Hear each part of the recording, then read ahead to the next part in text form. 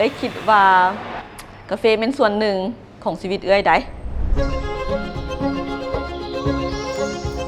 นอกจากเป็นเครื่องดื่มเนาะที่ว่าแต่ละมื้อเอ้ยต้องขาดบ่ได้แล้วมันก็จะเป็นอาชีพของเอ้ยมันเป็นอนาคตแล้วมันก็ยังเป็นความฝันของเอ้ยที่เอ้ยอยากเฮ็ดหวานนะโดยการที่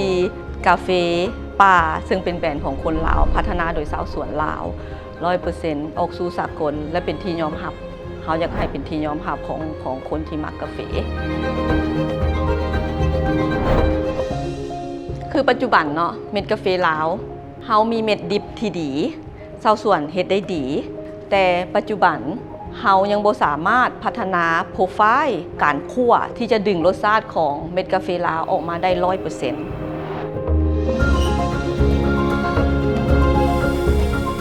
ในปัจจุบันเม็ดพิเศษของเฮาคิดว่ากาแฟป่าก็ยังดึงได้เพียงแต่อาจจะยังพอประมาณเพียงแต่70%แต่ที่เหลืออีก 30% ยังบ่ทันสามารถดึงออกมาได้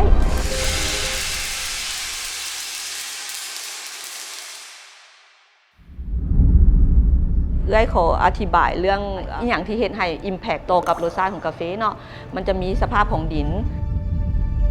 อากาศความสูงของน้ำทะเลและ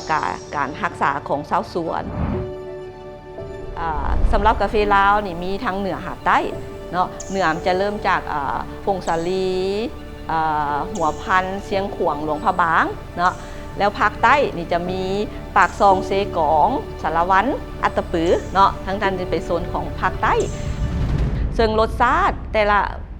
ละชนิดเม็ดเฮาขอยก3ชนิดเม็ดนี่เพราะว่าเฮาเป็นไส้เป็นเม็ดหลักอยู่ในห้านเฮาแล้ว3ชนิดเม็ดนี่คือคาติมอจากดักจึ้งจะเป็นเม็ดที่มีบอดี้ที่เข้มข้นเนื่องจากว่าดินอยู่ในโซนดักจึ้งยังเป็นดินอุดมสมบูรณ์แล้วก็อากาศก็จะหนาวแล้วก็จะยังมีป่าที่อุดมสมบูรณ์ที่ยังเหลือไว้ซึ่งมันจะเฮ็ดให้เม็ดกาแฟรับสารบำรุงที่ดีที่มันเป็นธรรมชาติเม็ดก็จะใหญ่เนื้อมันก็บ่ได้หวานแห้งเทียบใส่อยู่ปากซองแต่บอดี้มันนัวพุ่นน่ะนี่เบิ่งใบนี่คมเขียวแห้งใบเขียวแห้งมันเพียงสมบูรณ์คุณน้องเบิ่งดินผมพุยดินแบบดีเลยนะอยู่นี่นะนอกจากคาติมอเขาก็จะมีตัวเม็ดเยลโล่คาตูล่าที่เป็นสายพันธุ์พิเศษสุกและเป็นหมากเหลืองตัวนี้นี่แมนเฮามันจะมีความเป็นฟรุตตี้สูงเนาะprocess ของมันจะเป็น natural process ก็คือว่าเป็น anaerobic natural process เนาะจะเป็นการหมักแล้วก็การตากโดยที่ตากเมื่อทั้งเม็ดเนาะมันจะเห็นให้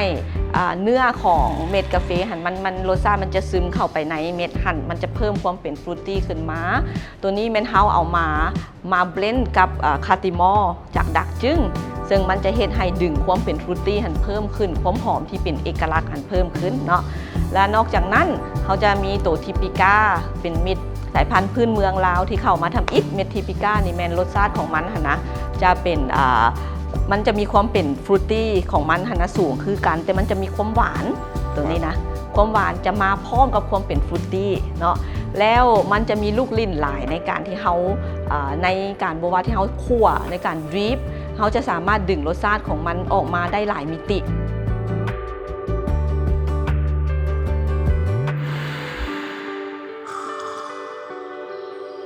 การที่จะพัฒนา specialty coffee ได้เนาะ1แน่นอนเม็ดดิบต้องดีเม็ดดิบดีแสดงว่าเราต้องมีทีมของชาวสวนที่พัฒนาเม็ดดิบหั่นเนาะกาแฟป่าเราจะลงพื้นที่หาชาวสวนและให้ข้อมูลเพื่อที่จะส่งเสริมชาวสวนให้พัฒนากาแฟให้ดีขึ้นเนาะตกลงก็ดีใจได้ที่ได้มาเห็นอย่างแบบนี้บ่แม่นว่าสิมีโอกาสมาเห็นอย่างแบบนี้ได้แบบง่ายๆเป็นสิ่งใหม่ที่ว่าเราเจอแล้วก็บ่เคยเห็นในตัวเมือง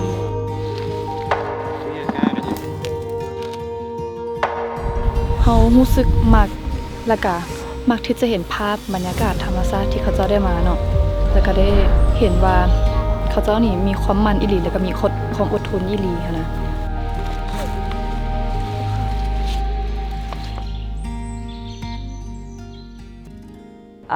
บาริสต้าของกาแฟป่าโบแมนจะฮู้แต่เฮาจะเทลายหรือว่าเฮ็ดเครื่องดื่มเนาะเฮาต้องให้น้องๆฮู้เกี่ยวกับเรื่องเม็ด คำว่าเรื่องแลกเปลี่ยนนี่น่าจะเป็นการสังเกตวิธีจำแนกสายพันธุ์ของกาแฟซะน้องเนาะก็แม่นอยู่ว่าอ่านในปึ้มที่เขาเขียนบอกเนาะว่ามันเป็นมากจังสั้นจังซี่เด้อแต่ว่าเฮาก็ยังบ่เคยเห็นตัวจริงจักเทื่อ กะทิหม้อนี่สิบือสิใหญ่แล้วก็หน่วยสิมดสิต่างกัน แล้วมาเทียบกันได้บ่ ฮะ อันนี้เป็นปิกาเนาะ แม่นติปิกามันก็สิต่างกัน เพิ่นก็แลกเปลี่ยนสอนว่าตัวนี้แม่นสังเกตจากความสูงของต้นมันสังเกตใบมันสังเกตหมากมันล่ะแบบเฮาได้เห็นแบบตัวอย่างเปรียบเทียบกันแบบของแท้ชัดเจนแท้นะตัวนี้เป็นใส่บีมัน มันก็ใหญ่กว่ากัน ตัวอย่างใบนี่ก็สิแตกต่างกันความหนาก็สิต่างกันอยู่ตัวนี้สิหนามันตึดแต่ก็ใบเปรี้ยใหญ่หมดสำคัญแซ่นี่แซ่กันน้อยๆเหี่ยวๆไปหางนี่ก็สิเหี่ยวกว่าหม้อนี่ก็สิม้วน เพราะว่าปกติหันมันเบิ่งแต่ศึกษาแต่ในอินเทอร์เน็ตหั้นนะบ่เคยได้มาลองเจอตัวจริง แล้วมันเฮ็ดให้รู้สึกว่าก็จะได้เม็ดหนึงก็จะเก็บได้ก็จะมาเป็นกาแฟจอกหนึงหั้นนะรู้สึกว่าโดยมันเฮ็ดให้รู้สึกแบบโอเคเห็นคุณค่ามันหลายขึ้น เขามีมาตรฐานของกาแฟป่าหนึ่งเขาต้องมั่นใจว่าชาวสวนปลูกโดยรักษาป่าบ่ตัดกกไม้ใหญ่เนาะชาวสวนต้องบ่ใส่สารพิษสารเคมีแล้ว3คือต้องเป็นชาวสวนที่ฮักในอาชีพแล้วเป็นชาวสวนที่มี potential ที่จะเติบใหญ่ไปพร้อมกับกาแฟป่าได้ก็คือชาวสวนที่เข้าใจคำว่าเฮ็ดเม็ดกาแฟพิเศษหรือว่ากาแฟที่ดีออกมา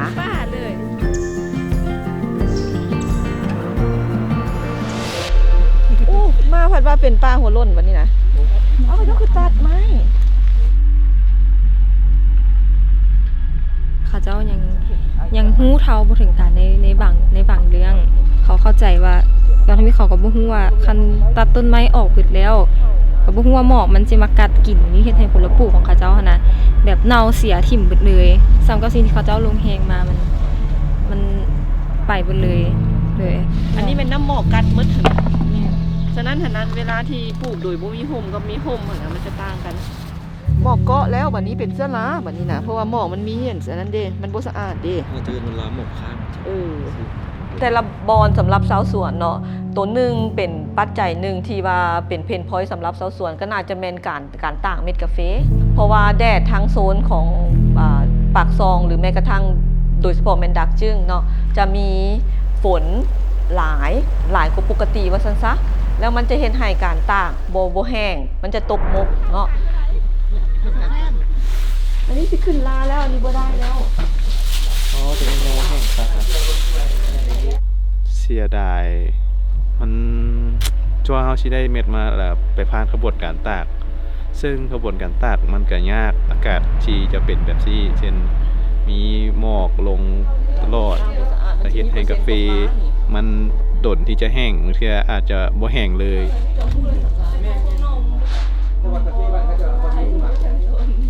อยากให้น้องๆได้ฮู้ตัวจริงได้เห็นเรื่องราวของชาวสวนได้เห็นเรื่องราวของเม็ดกาแฟเนาะได้ฮู้คุณค่าของ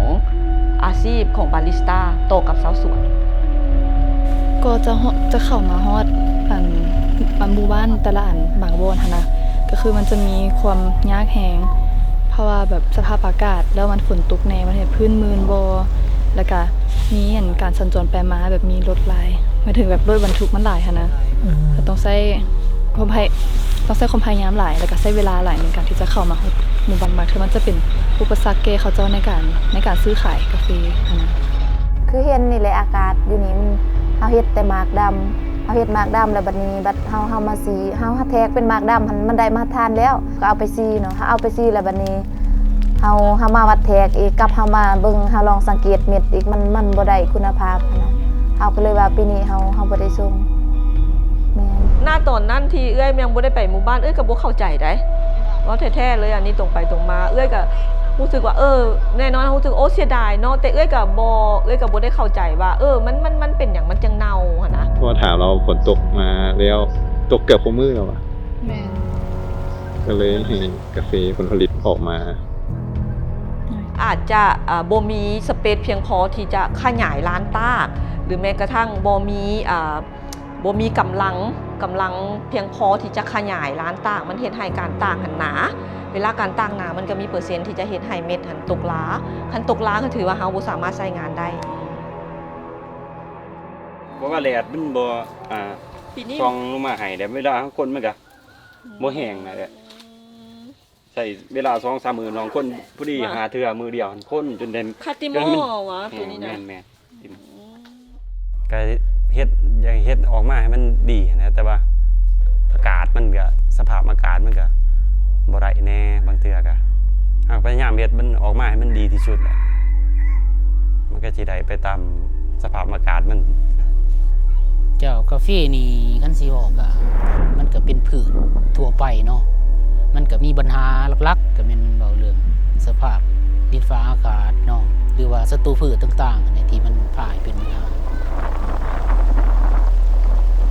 เขาก็พยายามสำหรับชาวสวนทุกแข่งเลยเขาก็พยายามจะให้ความรู้เริ่มตั้งแต่ขบวนการเก็บเม็ดพุ่นแหละต้องให้เก็บเม็ดที่สุกดีเนาะแล้วก็หวังว่าก็เจ้าจะให้ความสำคัญกับการตากหันหลายขึ้น จะพัฒนาตัวใดมันบ่ดีพัฒนามันขึ้นไปให้มันอันนี้กว่าเก่าอีกดีกว่าเก่า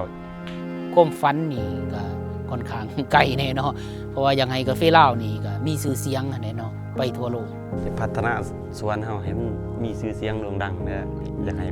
ทุกๆคนได้ฮู้จักกาแฟแซ่บอยู่ในหมู่บ้านหนองดวง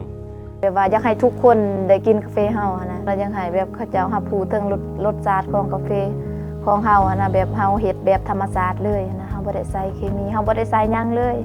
เฮาก็สิพยายามเฮ็ดให้มันดีที่สุดส่ำที่เฮาเฮ็ดได้ แต่ว่ามันก็ต้องอาศัยหลายๆภาคส่วนเนาะ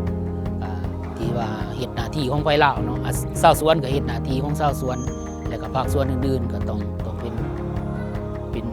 แม่แห้งหรือว่าเป็นแห้งภาครัฐเนาะให้มีชื่อเสียงเหมือนกับกาแฟอื่นที่เขาจะมีชื่อเสียงในทั่วโลก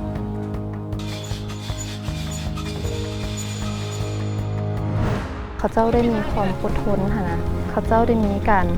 เรียนรู้ปรับเปลี่ยนและการยอมรับและค่อยๆปรับปรุงไปเรื่อยๆจุดนี้คิดว่าเขาประทับใจเลย แล้วตอนเฮามาเฮาฮู้เฮาเห็นเฮาสัมผัสได้เข้าใจว่ามันเฮ็ดยากการรักษาการเก็บก็เลยเข้าใจว่าการคั่วเฮาต้องเฮ็ดคั่วออกมาให้มันดีที่สุดให้รสชาติออกมาให้มันดีที่สุด ละลายเลยก็ดีกว่าเมื่อกี้นะ บอดี้ได้ กาแฟมันเป็นหลายกว่าเครื่องดื่มที่ว่าให้คาเฟอีนมันเป็นสตอรี่หนึ่งเป็นเรื่องราวหนึ่งก่อนที่ว่าจะได้กาแฟมันจะประกอบมีชีวิตเรื่องราวคุณค่าอาชีพแรงงานอย่างต่างๆที่อยู่ในกาแฟ แบบบ่ทิ่มมันไปใช้แล้วนะบ่อยากไปใส่อีกมีแต่สิลงทุนใช้กับกาแฟอย่างเดียวเด้อ บ่จักสิอธิบายแต่ว่ามันสำคัญที่สุดเลยสำหรับเอื้อยนะกาแฟหั่นคันถ้าเทียบใส่อันอื่นแล้วมันเอื้อยเลือกกาแฟอันที่หนึ่งเลย